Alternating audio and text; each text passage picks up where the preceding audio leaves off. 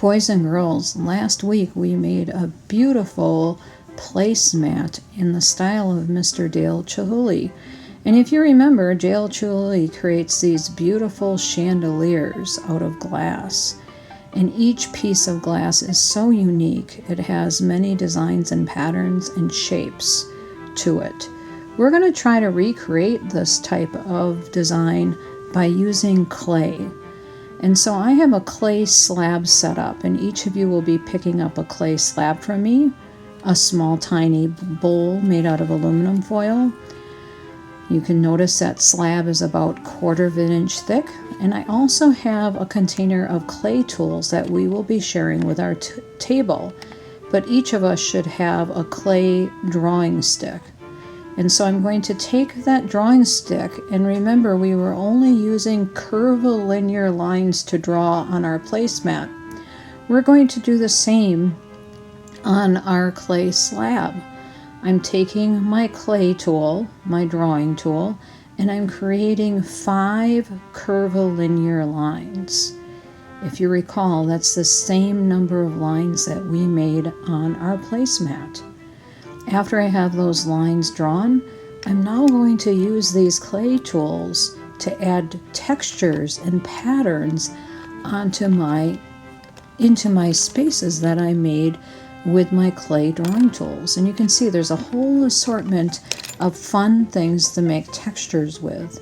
And each clay tool set is different, but we're going to only be using the set that we have to have at our table.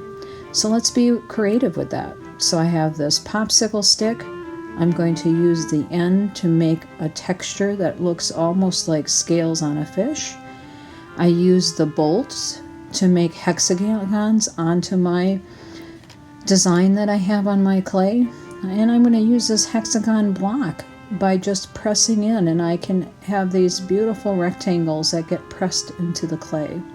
So we are going to continue that until we have a texture on our complete piece of clay.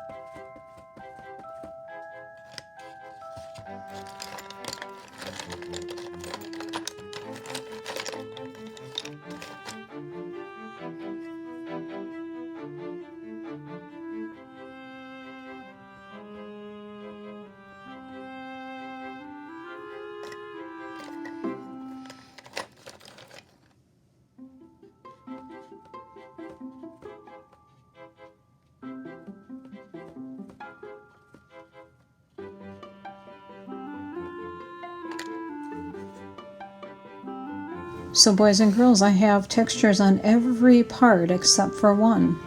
So I'm going to take my clay tool now and write my initials. So I have my first name is Jill, so I have a J, and my last name is LaGrange, so I have an L. And I'm going to do that on the front of my clay piece. And I'm going to finish making textures all the way around. I'm using this clothespin to do that. After that's done, we're going to retrace our name, our initials, to make sure those show up. And I'm going to carefully turn my clay upside down. I don't want to press too hard on it, because if I do, all of those textures that I made on the other side will disappear. And I'm going to write my whole name on the back side. So in this case, I'm writing Ms. LaGrange. If you're writing your name, you'll write your first name.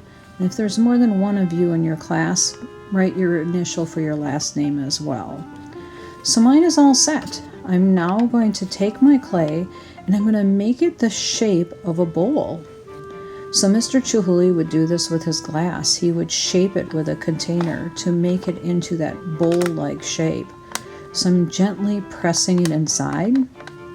And when I'm done cooking the clay in the kiln, it'll start looking like the shape of a bowl or a platter. So if you can see from the side, it looks three-dimensional at this point.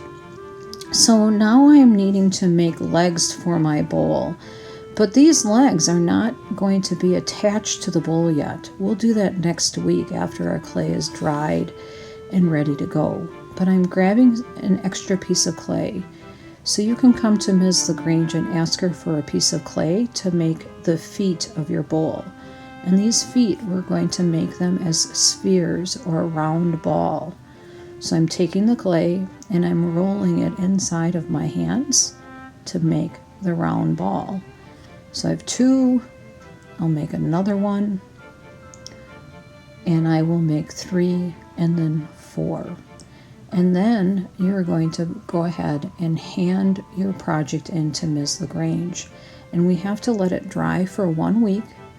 Then it gets cooked in a kiln to make it hard. And the next week we'll make it beautiful by adding beautiful colors to it. I can't wait to see it.